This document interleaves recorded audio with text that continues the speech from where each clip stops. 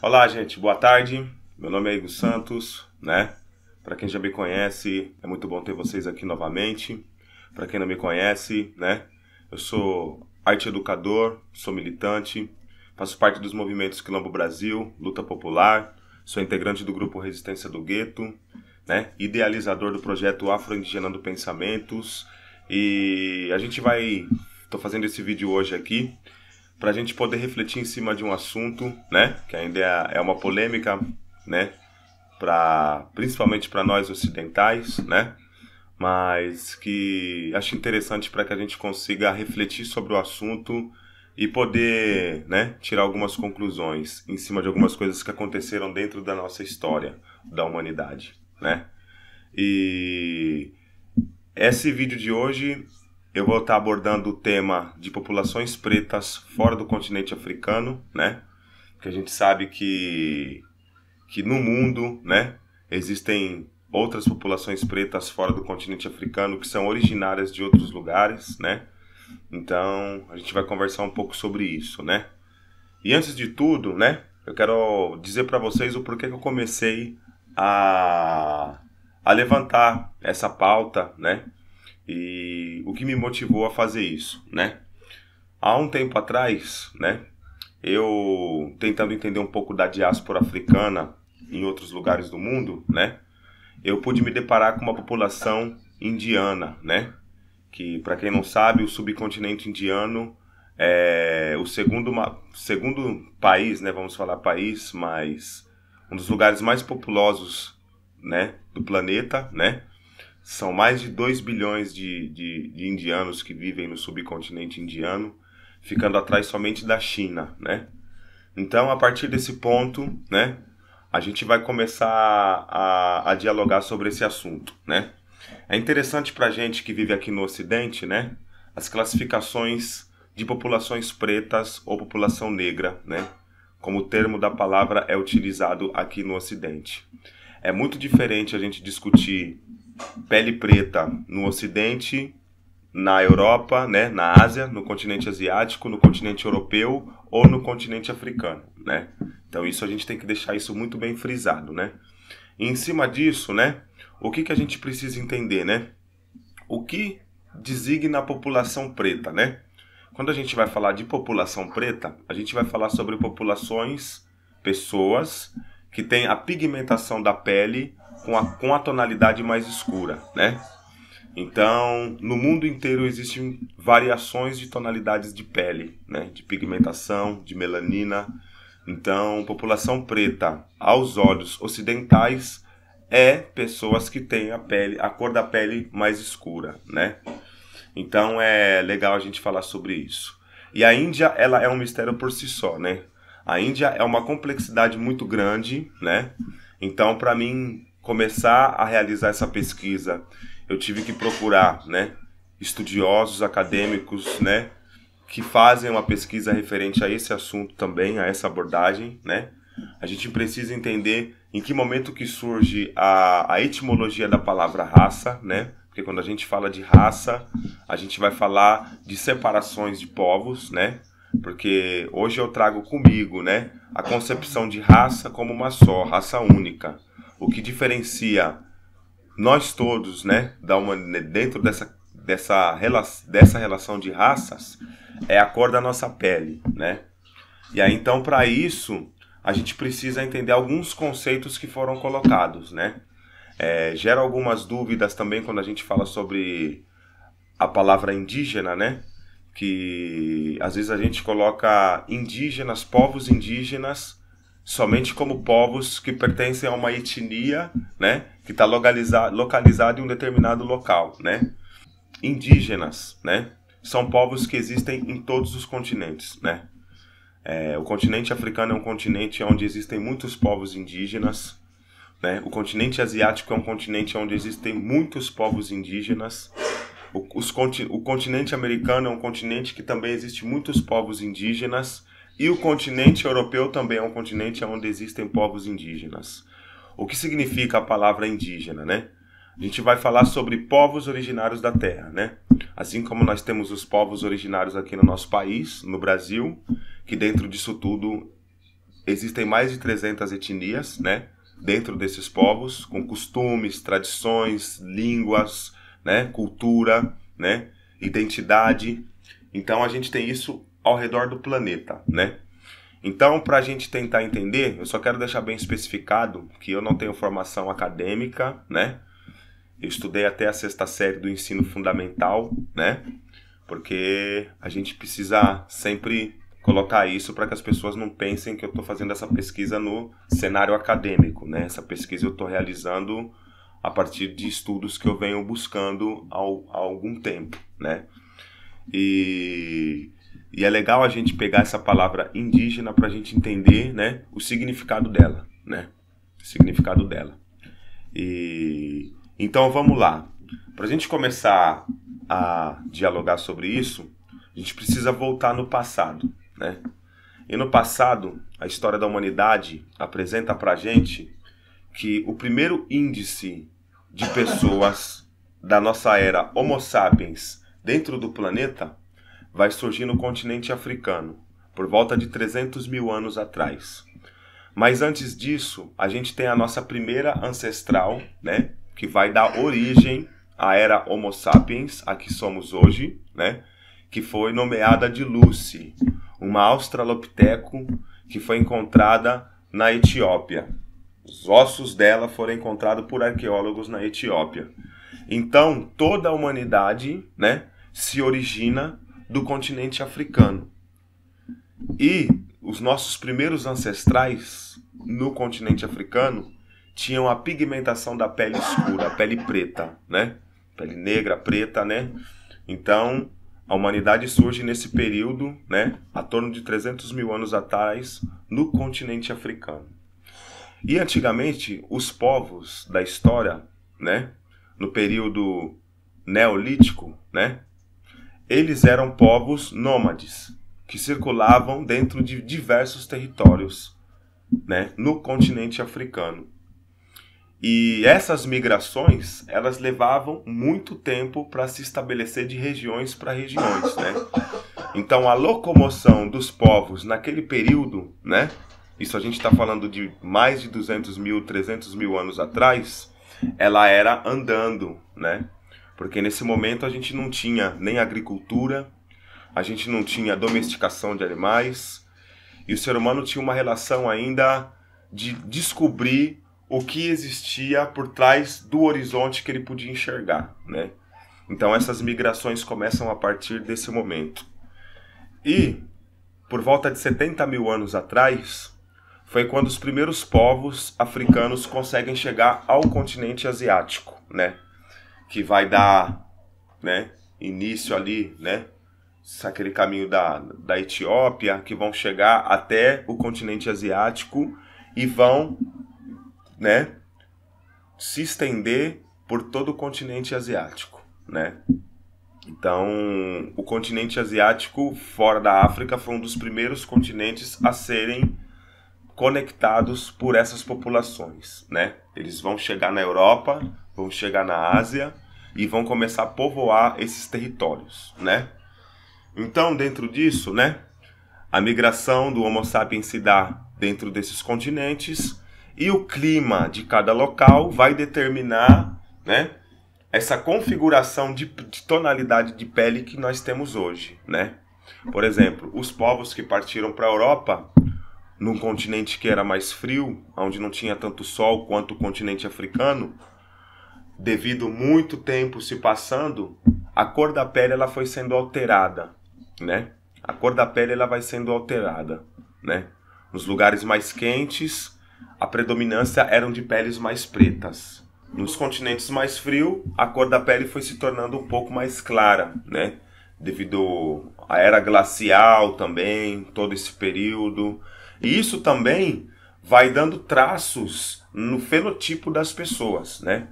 Então as pessoas começam a ter o nariz mais largo, porque a oxigenação de um território ela era mais árida, mais seca. Então as narinas elas começam a se ampliar, os olhos vão sendo puxados, né? Então começa a ter algumas mudanças, né, no fenotipo das pessoas, né? na aparência das pessoas. Elas começam a ter outras aparências nesse período, né? Então aí, quando a gente vai falar sobre isso, né, a gente vai perguntar: existe população preta na Ásia, né? Existe população preta, né, na Europa, né, na Oceania, nesses outros continentes, fora do continente africano?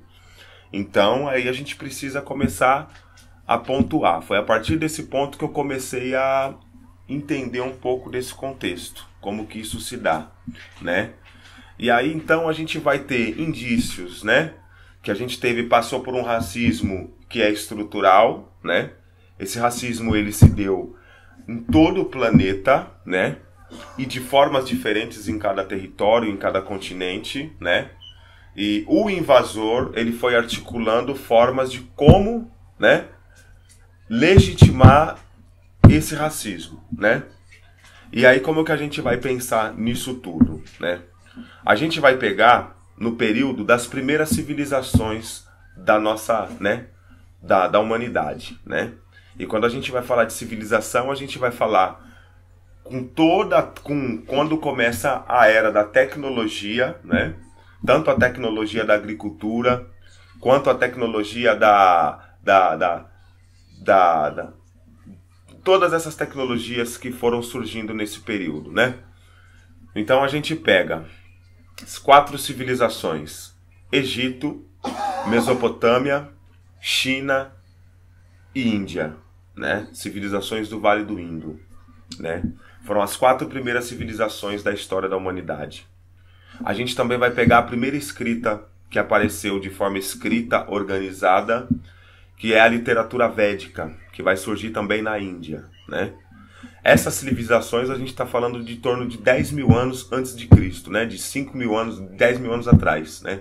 A gente vai falar de torno de 6, tem pesquisadores que falam que são 7 mil anos antes de Cristo, né? Então a gente tem civilizações com praticamente 10 mil anos de existência, né?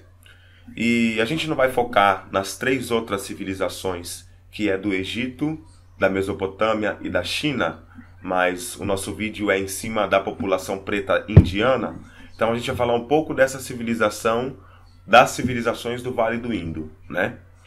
As civilizações do Vale do Indo, né, elas são datadas em torno de 6 mil anos, 4 mil anos. Tem pessoas que defendem um tempo um pouco mais, mas a gente vai colocar aí uma base de 6 mil anos antes de Cristo, né?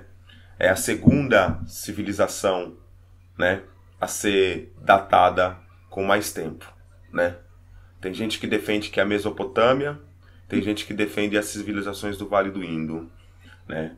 Mas elas têm praticamente o mesmo tempo, né? O mesmo período, né? E a civilização greco-romana, ela vai chegar bem depois do que a civilização egípcia. E lembrando que quando a gente fala de Egito, nós estamos falando de continente africano, né?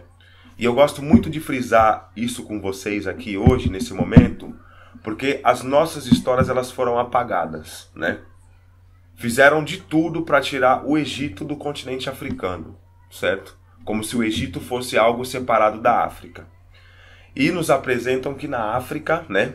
Porque eu falo isso porque no período que eu estudava na escola, um dos motivos que eu saí da escola quando eu era criança foi justamente por causa do racismo, porque eu tive uma professora racista na 3ª série, que ela fez ainda a questão de reprovar todos os alunos negros da sala de aula. Estudava no Campo Limpo, Zona Sul de São Paulo. E então a segunda vez que eu caí com ela foi quando eu quis realmente abandonar a escola, porque era uma professora extremamente racista. E nos livros do MEC que chegavam pra gente naquela época, a gente ouvia falar que na África só tinha escravizados, né? A gente ouvia falar que no continente africano era um lugar de povos selvagens, atrasados, que muitas vezes, muitas pessoas defendiam que a escravidão foi até benéfica para os povos africanos e para os povos indígenas, porque eles tiveram acesso à civilização, né? Então eram essas histórias que eram passadas pra gente dentro de algumas coisas que a gente lia nos livros de escola, né? Então A gente já começa por aí. Então essa relação do Egito com a África, ela foi simplesmente sendo apagada porque a matemática vai surgir nessas civilizações, a tecnologia vai surgir dentro dessas civilizações, o conhecimento, os saberes vão surgir dentro dessas civilizações que vão dar, né, embasamento para que Platão, Aristóteles, Sócrates, vários filósofos do Ocidente, principalmente, né, dizendo aqui da Europa, da civilização greco-romana, vão dar base para esses antigos filósofos, né? E aí quando a gente entra dentro de uma universidade hoje, que a gente também tem a universidade, né, a Universidade de São Paulo, né, que eu acompanho muito um canal de um irmão que eu acho muito interessante, que é o Chavoso da USP, que estuda sociologia na escola faz faculdade de sociologia, de humanas. Ele fala que dentro do período que ele está dentro da USP, ele estudou apenas 2 autores negros e 1 autor indígena. E os 3 autores homens, né? Então é muito legal a gente falar sobre a questão do apagamento histórico que fizeram com nossas populações, né? E nossas populações, né? Quando eu digo nossas populações, estamos tratando aqui de populações preta, de pele preta, foram apagadas aos nossos conhecimentos, né? Então é sempre legal a gente falar um pouco sobre isso. Para vocês terem uma ideia, as civilizações do Vale do Indo, né, são 2 cidades que foram encontradas, Mohenjo-Daro e Harappa. São 2 cidades que aonde os historiadores, os arqueólogos, né, os antropólogos, eles analisavam aquele território dentro das escavações, eles conseguiam analisar que todas as casas dentro daquele território tinham piscina, a maioria das casas tinham piscina, tinha um sistema de irrigação para agricultura muito avançado para aquele período, né? E a gente precisa dizer que as civilizações do Vale do Indo eram civilizações preta, assim como foi a civilização egípcia. Era civilização preta, né? Então a gente precisa desmistificar essa ideia de que a população preta, africana ou de outros continentes só trazem a cultura da oralidade. Que a cultura da oralidade é uma cultura muito importante, né? A cultura da oralidade, né, quando ela é feita de forma positiva, de forma verdadeira, né? A oralidade é a primeira forma de comunicação que nós temos para repassar nossas histórias, né? A comunicação é tanto corporal quanto, né, artística, quanto cultural, e também a oral é uma forma de dar continuidade às nossas histórias. E muito das nossas histórias não foram perdidas e apagadas porque existe a cultura da oralidade, né? Que foi o que deu força para que a história do continente africano e do continente asiático, tanto do continente americano também, não fosse dizimadas, né? Porque a gente perdeu muito desses conhecimentos. A gente perdeu. E sempre existiu essa política de apagamento das nossas histórias, das nossas origens, né? Da nossa ancestralidade, né? Então a gente desconhece, né? Então, voltando à ideia das civilizações do Vale do Indo, então era um local onde tinha em torno, juntando todas as comunidades que ali haviam, todas as cidades, em torno de 30 mil pessoas dentro desse território, né? Dentro desse território havia mais de 30 mil pessoas. E é muito doido porque assim, né? A gente vai falar dos povos drávidicos, que são os povos de língua drávidica, que hoje são pertencentes, eles compõem na sua maior parte o sul do subcontinente indiano, né? Estão na região lá lá na ponta, lá embaixo na Índia, lá, né? Tamil Nadu, muitos deles estão em Orissa, muitos deles estão compondo essa região do sul da Índia, né?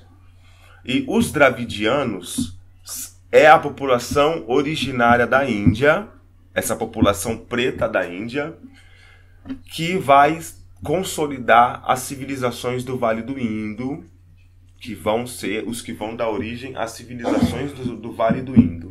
né? E os povos dravidianos, eles eram povos que hoje a gente faz essa associação de comunismo com algumas coisas que, né, esse cenário político que a gente tem hoje, não só no Brasil, mas no mundo todo, né? A questão da polarização, né? Que a extrema-direita sempre associa qualquer posicionamento contra, né, o presidente atual que nós temos como comunismo, né? Dizendo que Cuba foi comunista, dizendo que a Venezuela foi comunista, que a China é comunista, né? Não sei nem por que a gente entrou nesse assunto, mas só para a gente ter um desenho disso tudo, né? Para que a gente possa refletir um pouco sobre o tema, né? Porque por que ela é vista como uma sociedade comunista, né? Para quem não sabe, uma sociedade comunista é quando todas as pessoas têm os mesmos recursos, né? Tem a mesma qualidade de vida. Isso seria uma sociedade comunista. E as civilizações do Vale do Indo, ela é considerada como isso, porque nesse período o comunismo nem sonhava em existir. Essa ideia de comunismo, ela foi surgir no século XIX, com Karl Marx, com Lenin, com outras pessoas que vão fazer com que isso aconteça, né? No período da Revolução Russa, onde estava com muito forte, né, a ideia do comunismo naquela época. Mas, né, a gente está falando de uma civilização de quase 10 mil anos atrás, né? E todas as casas dentro do lugar tinham piscinas. Eles percebiam, os arqueólogos, que ali não tinha uma hierarquia, não tinha um governo que gerava aquela cidade. Era uma cidade que eles viviam em comunhão, né? Ninguém passava necessidade porque se um tem, todos têm, né? E é legal a gente frisar isso porque essa é uma filosofia também que a gente traz do continente africano, Ubuntu. Somos porque somos, né? Então, isso foi, né, analisado dentro dessa região, né, dos povos dravidianos, povos originários do subcontinente indiano, né? Então, dentro dessa pesquisa, eu comecei a entender, né? Eu falei, preciso entender como que isso funciona, né? Em um determinado tempo na história da humanidade, chegam na Índia um povo que é chamado de ariano, que eram conhecidos como os arianos, né? Os arianos. E os arianos, né? Muitos acreditam que eles tenham vindo da Pérsia, mais ou menos da região da Mesopotâmia, né? Da antiga Pérsia, daquela região ali do Irã. Algumas pessoas acham que eles também podem ter vindo da Europa, mas isso a gente não tem 100% de certeza concreta de que região que é a região originária dos povos arianos. Mas o que a gente sabe é que os povos arianos eram povos nômades. Eles migravam muito, né? E os arianos, eles também já tinham a domesticação dos cavalos e algum conhecimento com agricultura. Eles já possuíam esse conhecimento, né? Então, eles migrando, eles acabam chegando no continente indiano, né? E ainda há umas discussões que rolam sobre a questão do conhecimento védico, né? Tem pesquisadores, estudiosos que defendem que o conhecimento védico vem diretamente dos povos indianos e outros defendem que vem com o povo que trouxe, né, a domesticação dos cavalos, que foram os povos arianos que levaram para lá. Mas se a escrita védica ela tem em torno de 3.000, se eu não me recordo com precisão a data da escrita védica, mas eu sei que ela tem numa base de 5.000 anos atrás, né, a escrita védica. E os povos arianos chegam na Índia por volta de 2.500 anos antes de Cristo. Então vai dar mais ou menos uma base de 4.500 anos, de mais ou menos essa base, né? De 3.500 anos atrás, mais ou menos, os povos arianos vão chegar no subcontinente indiano. Então, a partir desse momento, muitas coisas começam a acontecer dentro do território.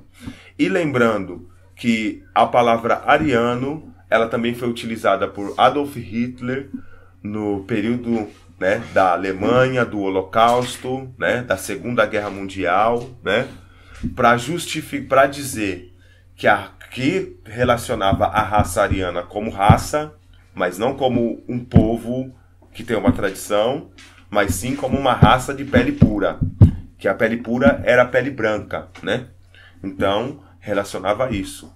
Por isso que eles diziam que tinham que dizimar outras pessoas que eram diferentes e fazer com que a raça ariana tivesse, né, plenitude, né, na sua não mistura étnica, cultural, diferente, pigmentada de pele, né?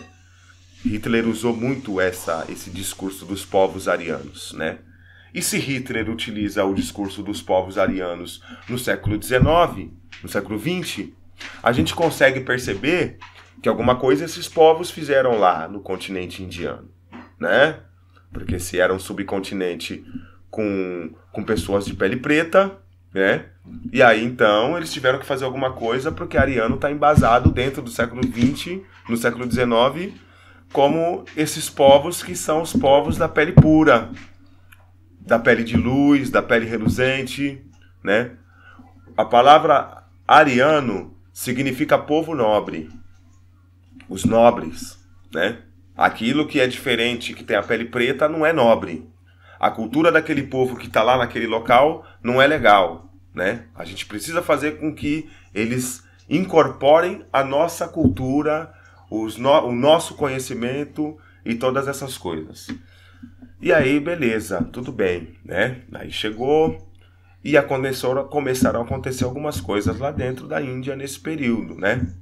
Para quem não sabe, no subcontinente indiano a gente tem o sistema de castas, né? Que o sistema de castas ele é justificado pela religião do hinduísmo, né? E o hinduísmo, aqui eu quero deixar bem frisado, porque a gente não está falando dos problemas que acontecem dentro da tradição, porque a gente não vai falar da tradição do hinduísmo a fundo. A gente vai falar que algumas pessoas utilizaram esse método para justificar o sistema de castas. E aí a gente vai começar a entender algumas coisas que foram colocadas no subcontinente indiano. Ok? Então vamos lá. Hinduísmo, né? Hinduísmo é como se eu falar do cristianismo, por exemplo. É uma religião, né, que segue um livro, uma escritura sagrada ou escrituras sagradas que tem como pilar, né, a evolução do ser, né? Então todas as religiões vão apresentar para a gente o sofrimento e como que nós fazemos para sair desse sofrimento. Dentro do hinduísmo, ele gira em forma cíclica, né? É como se fosse uma roda gigante, alto e embaixo, alto e embaixo, alto e embaixo, que eles chamam de roda de Sansara, né? Só que dentro do hinduísmo existem várias escolas, várias tradições, vários pontos de analisar, né, de que forma que é essa conexão com o sagrado, né? Então, né, existem complexidades enormes dentro do hinduísmo, tá? Mas a gente vai usar a palavra hinduísmo para tentar entender um pouco do contexto religioso com as populações indianas, ok? E aí, no Ocidente, não é discutido essas questões, né? Existe uma política por trás disso que fez com que a história do continente indiano fosse justificada e legitimada por esse contexto do hinduísmo, né? O sistema de castas, tá? Então, o sistema de castas foi algo fundamental para estruturar a Índia, né? Eu sei que muitas pessoas podem não concordar com o que eu estou dizendo aqui, né? Principalmente para quem segue alguma linha religiosa, né, que pertence à família do hinduísmo, né? Mas a gente vai falar um pouco das coisas que aconteceram realmente, né? E eu, por algum tempo na minha vida, eu frequentei alguns templos hindus aqui, né? Admiro muito, né, a cultura do hinduísmo, né, tradicional, né? Gosto muito dessa relação deles com a espiritualidade, com a meditação, né? Com todos esses conhecimentos que são fundamentais e são conhecimentos que vão dar base para outros conhecimentos e outras tradições que a gente tem aqui no Ocidente. Então, Eu não falo mal do hinduísmo, né? Mas a gente vai estar apresentando aqui alguns fatos históricos que aconteceram, né? Então a gente teve a migração ariana para dentro do subcontinente indiano e em algum determinado momento começaram a se apropriar do território, né? Se apropriar do território. E nisso resulta que os povos originários das civilizações do Vale do Indo vão migrar para o sul da Índia. Tá ok? Vão migrar para o sul da Índia. E essa maioria no sul da Índia compõe a população originária do subcontinente indiano, que são os dravidianos, povos originários do subcontinente indiano. São os povos originários de lá. E aí o que acontece? A utilização da religião, a gente sabe que foi um ponto crucial para a dominação de outros lugares. Como, por exemplo, a gente tem aqui no Brasil, né? Os portugueses invasores que chegaram aqui no nosso território, eles trouxeram padres, jesuítas e a Bíblia junto com eles. Porque eles sabiam que iam se deparar com outros povos aqui nesse continente, né? Porque, na verdade, eles não descobriram nada. Simplesmente invadiram essas terras, escravizaram, estupraram, mataram, aniquilaram, sabe? E depois, né, catequizaram com a Bíblia, né? Então a gente tem que falar a verdade. Não adianta a gente querer aqui falar alguma coisa que nos foi negada, né? A história está aí. E isso também aconteceu na Índia. E no Ocidente a gente tem aquela falsa ilusão de que a Índia se contenta com o sistema de castas que existe lá. De que está tudo bem para os indianos, né? Porque se é uma forma cíclica que a religião me coloca, que eu só vou poder purificar a minha alma numa outra existência reencarnatória, né? Porque o hinduísmo acredita na reencarnação. Então eu preciso me contentar com a vida que eu tenho. Preciso me contentar com a opressão que eu sofro. Preciso me contentar com o racismo que eu passo. Preciso me contentar com a desigualdade social. Preciso me contentar, né, com a falta de políticas públicas para essa população. Mas não é isso que acontece na Índia, né? Fazendo esses estudos, eu comecei a perceber, né, que existem muitas pessoas no continente indiano, no subcontinente indiano, que lutam contra essa opressão. E vou falar de opressão aqui? Vou falar de opressão. Por quê? Porque assim, vamos colocar aqui como que funciona essa visão do sistema de castas na Índia. Vamos dizer que tem um Deus, criador de todas as coisas, criador de tudo que existe no universo, tá? Deus Brahman, que eles chamam lá. Então, cada parte do corpo de Deus representa uma camada da sociedade que estão essas castas, tá? Então, dentro da cabeça de Deus, da cabeça do Pai de Deus, Criador, saíram os Brahmanes. E quem são os Brahmanes? Os Brahmanes são os letrados, os sacerdotes, os filósofos, professores também se encaixam dentro disso, governantes. Esses são os que saíram da cabeça de Deus, ok? Deus Brahman, como chamam na Índia, né? Deus, esse nome a gente utiliza no Brasil. Na África a gente tem Deus como Olodumare, como Zambi, como Olorum. Na Índia temos Brahman, né? Pros Guaranis é Nhanderu. Então, para as mulheres da bruxaria é a deusa mãe, é a grande deusa. Cada um vai interpretar esse Deus com a sua região, com a sua cultura, né? Então, da cabeça desse Deus Brahman da Índia, saíram os Brahmanes, que são esses que são o topo da pirâmide. Abaixo da cabeça desse Deus, saíram os Kshatriyas, que os Kshatriyas são os guerreiros, forças armadas, policiais, soldados, aqueles que fazem a segurança da cabeça de Deus. Abaixo disso, existem os Vaishyas, que os Vaishyas, ou Vaishyas, como, né, que são os comerciantes, que são os trabalhadores, que são os comerciantes, dono de pequenos e grandes negócios, né, empresários. E aí, abaixo disso, existem os Sudras, ou Shudras, né, que compõem a classe trabalhadora. Esse é o 4º pilar da pirâmide. O povo trabalhador está lá embaixo na classe trabalhadora, ok? Só que ainda abaixo dessa pirâmide, né, existem os Dalits, que por muito tempo eles foram chamados de os intocáveis, os impuros, os amaldiçoados. Que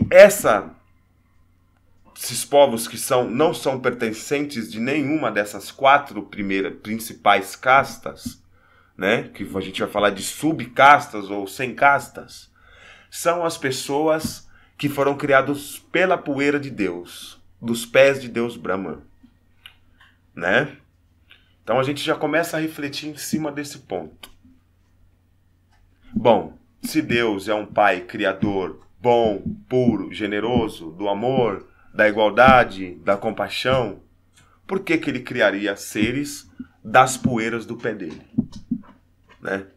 Isso é um ponto que a gente começa a refletir, né? Entender isso. É pensar, refletir em cima desse ponto. Por que esse Deus faria com que a sua criação divina tivesse que pagar dentro desse pecado? Porque eles acreditam em uma purificação, né? Para que eu saia desse meu karma, né? Que o karma no Ocidente é totalmente diferente do que no Oriente.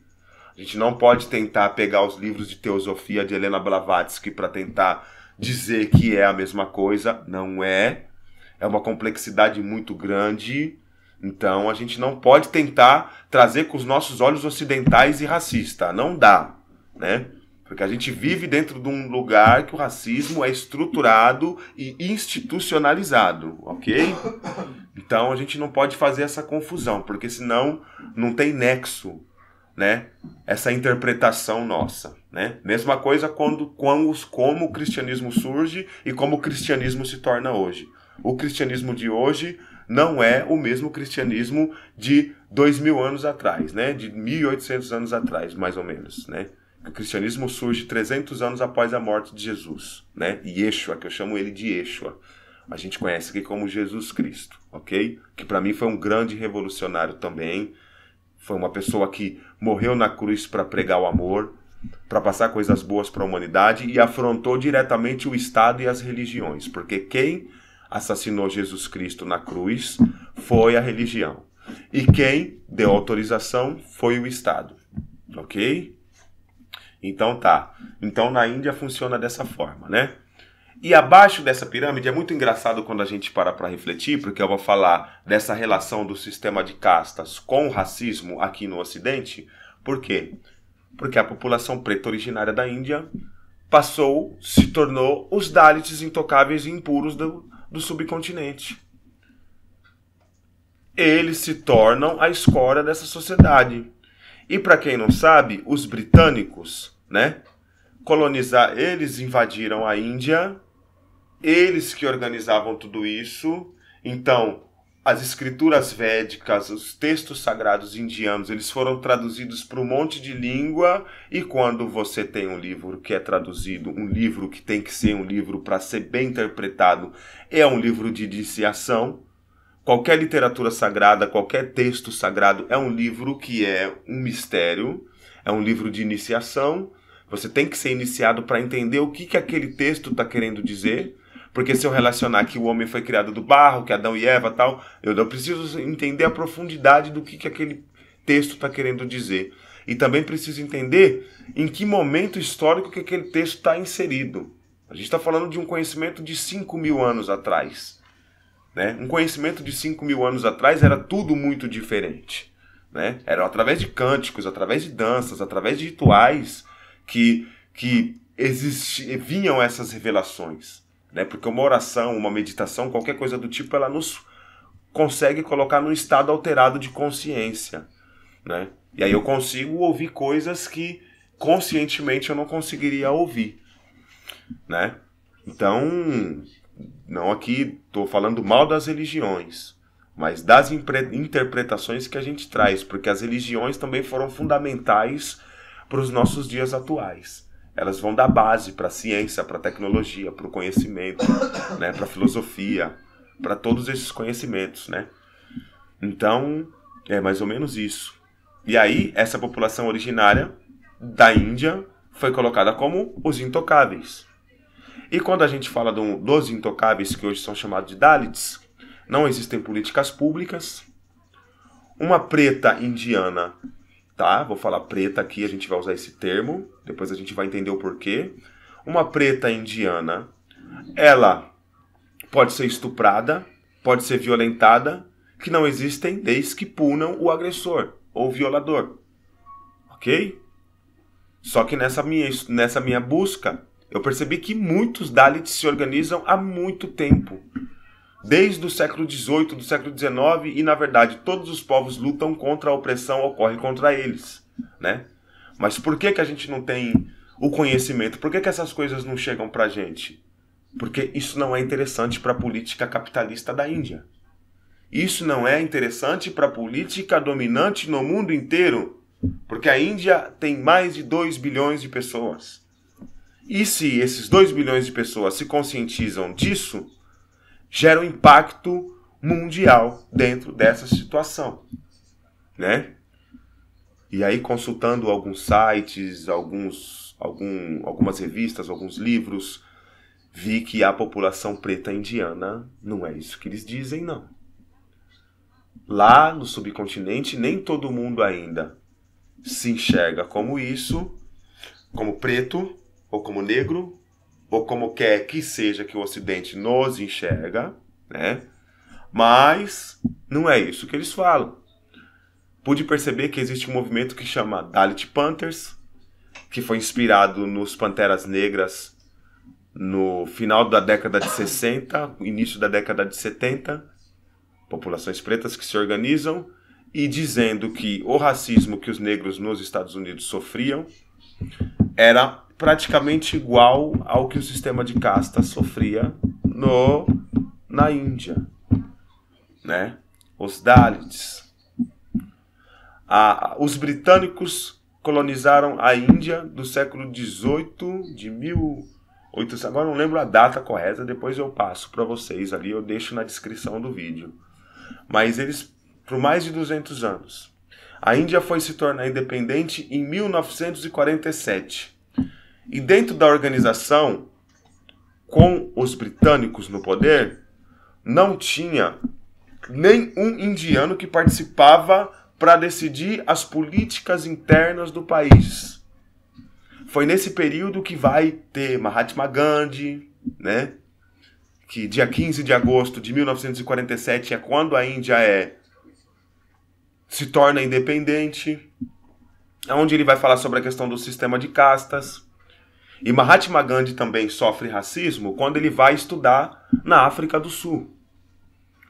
Mahatma Gandhi é tirado de um trem porque ele já era advogado nesse período, e os funcionários desse trem diziam que o vagão que ele estava, que era a primeira classe, não era permitido pessoas negras e de cor. Então ele teve que se retirar, tiraram ele do trem.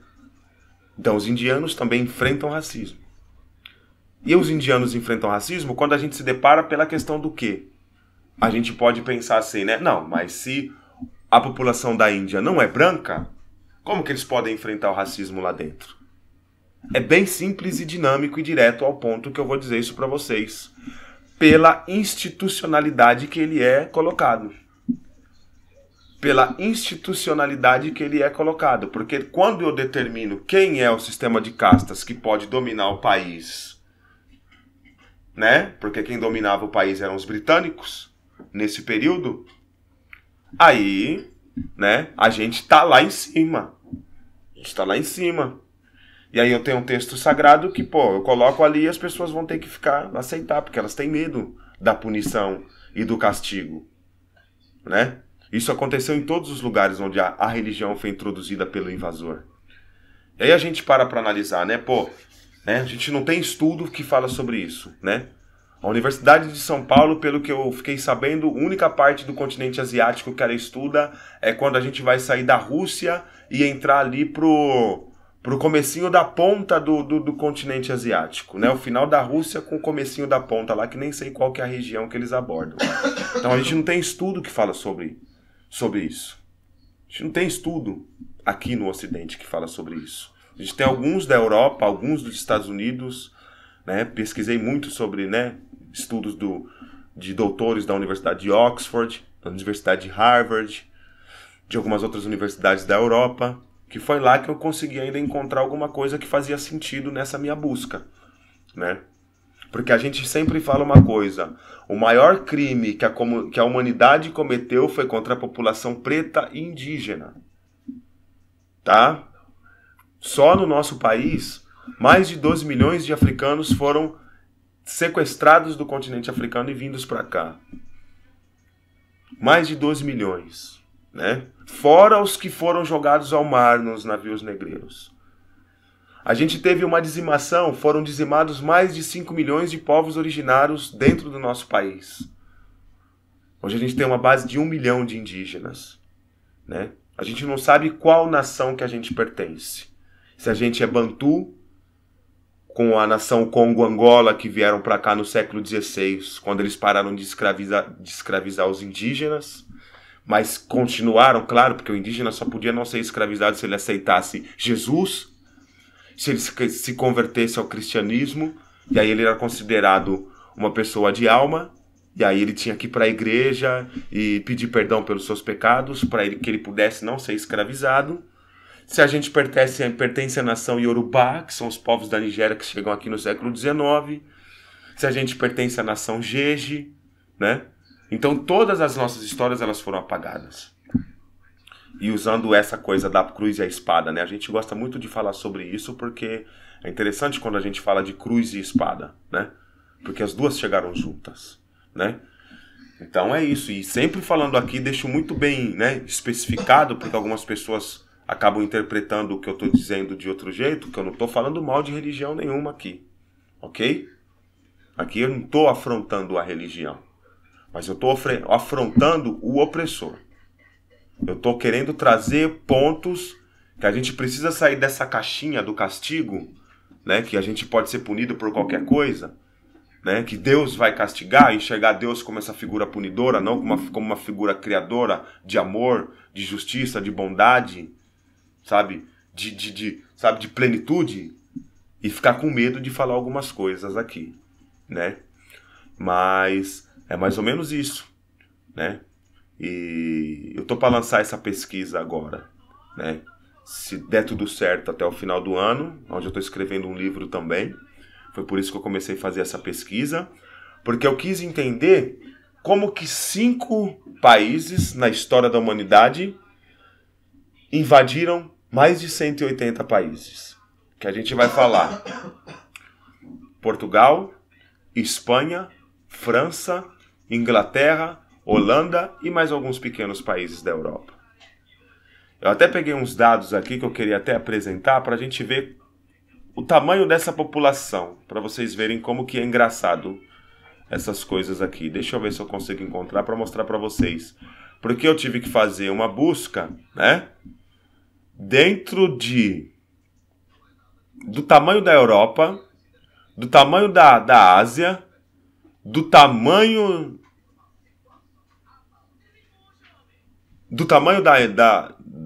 da Oceania e do tamanho das Américas. De novo.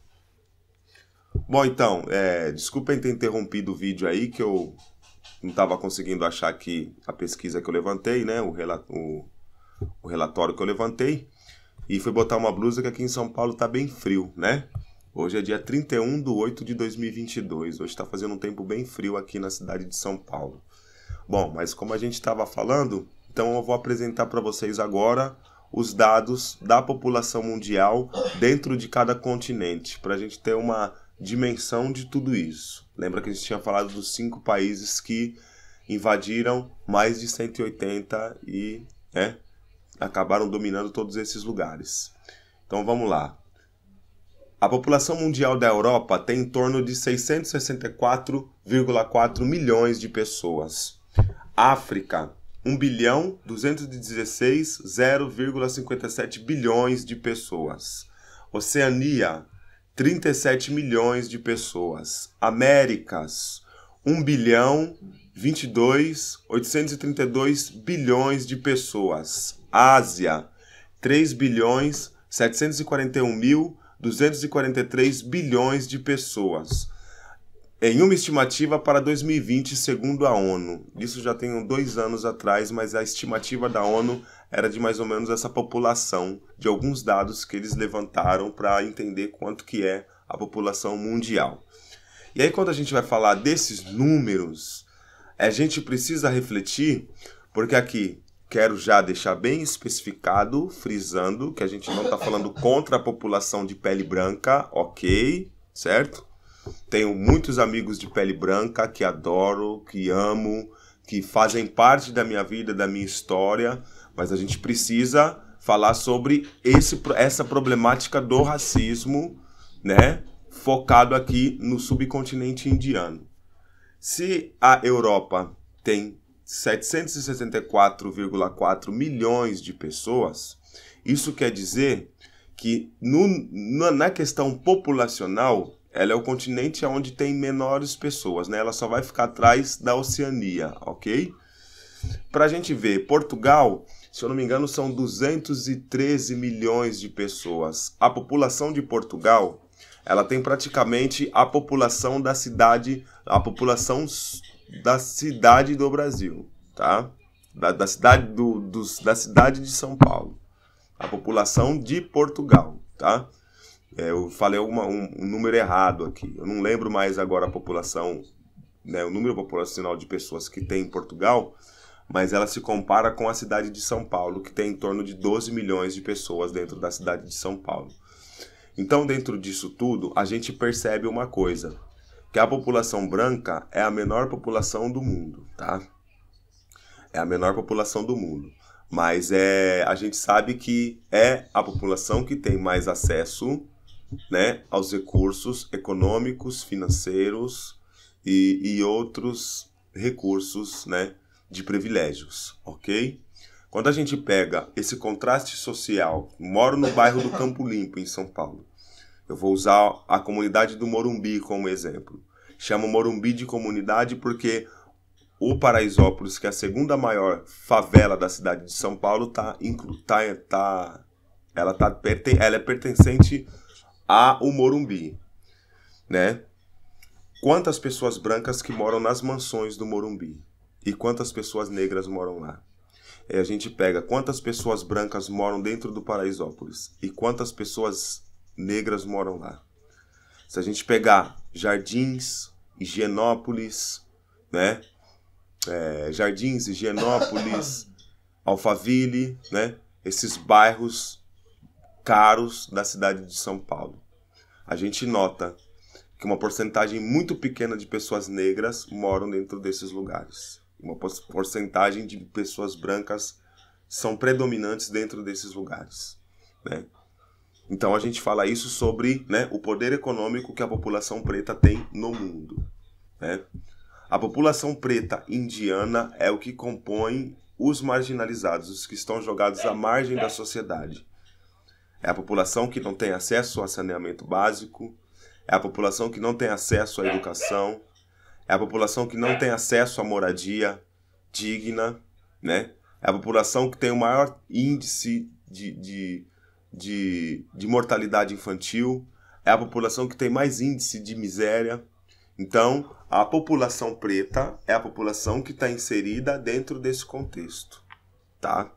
E lembrando que população de pele preta, a gente também pode falar de populações indígenas também, tá? Porque os indígenas no nosso país também sofrem racismo. E por que a gente fala que os indígenas no nosso país também sofrem racismo?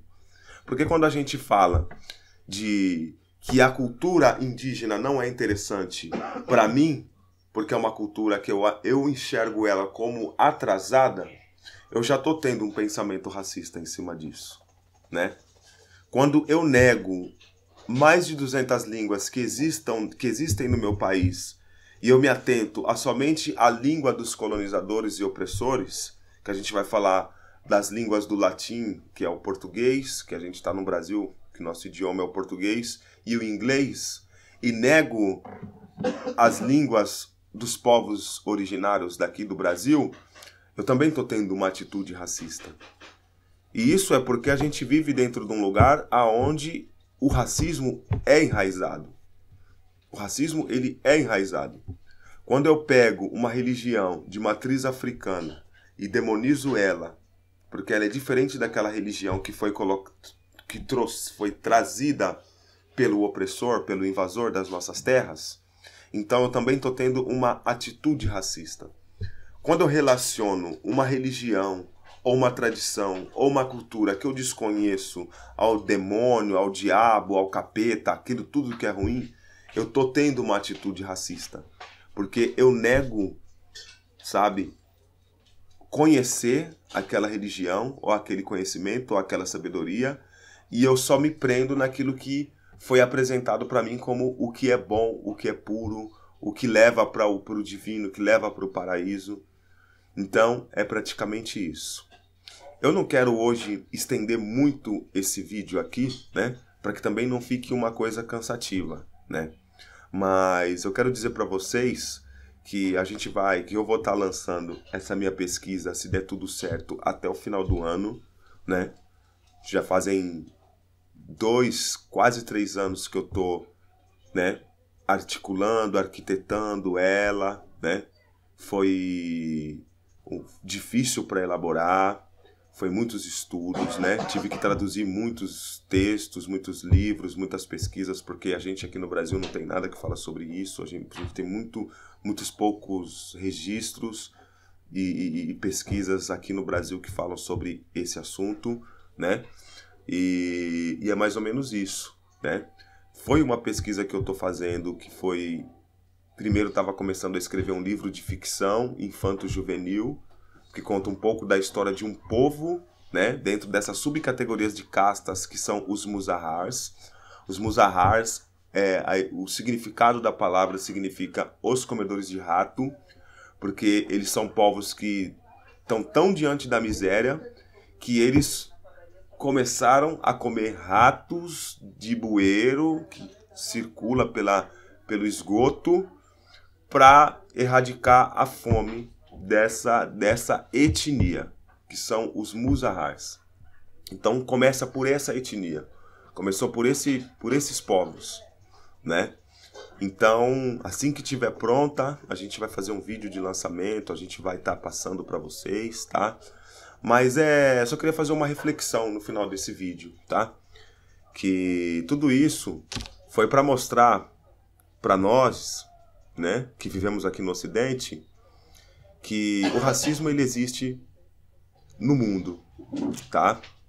O racismo ele existe no mundo e a gente precisa lutar contra ele, porque ele é uma coisa que afeta diretamente a todos nós, né? Afeta diretamente a população que dificilmente tem acesso aos lugares de privilégio, tá? Então foi por causa disso que eu comecei a fazer essa pesquisa. Então espero que vocês comentem no vídeo, né? Deixem aí o ponto de vista de vocês e pessoas que também se interessam por esse assunto, que vocês possam, né, passar aí. E vou deixar algumas imagens aí de alguns povos que compõem a população do subcontinente indiano, ok? Então agradeço a todas que tiveram presentes aí nesse momento desse nosso diálogo, desse nosso bate-papo. A todos, tamo junto. Muita luz no caminho de cada um de vocês. Aqueles que puderem, se inscrevam no nosso canal, porque isso pra gente é muito importante, que vocês curtam nossos vídeos, que vocês comentem. E tamo junto aí nessa luta aí, ok?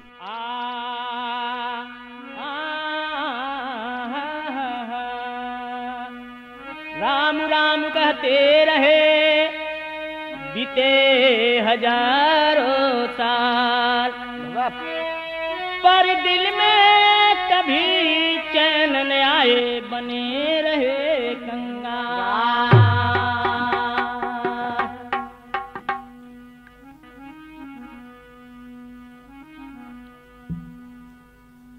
डगर धैले जाई, अरे डगर धैले जाई, डगर धैले जाई, बतावा नाथ कवन डगर धैले जाई, बतावा नाथ कवन डगर धैले जाई, बतावा नाथ कवन डगर धैले जाई।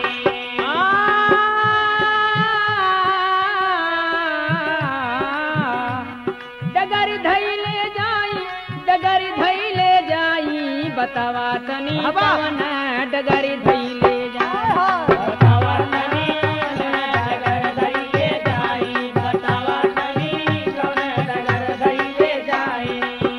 तोहरे बस में सोना चांदी राजपाट प्रभुताई, तोहरे बस में सोना चांदी राजपाट प्रभुताई, ओए राजपाट प्रभुताई है भैया, राजपाट प्रभुताई, हो राजपाट प्रभुताई है भैया, राजपाट प्रभुताई।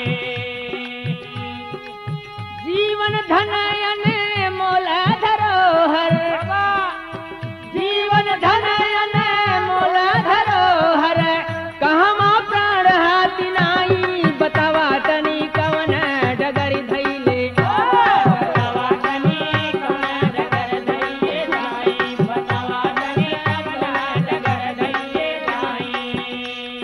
बाबा काली के राजा आज भिखारी, पाँव पकड़ सिरे नाई,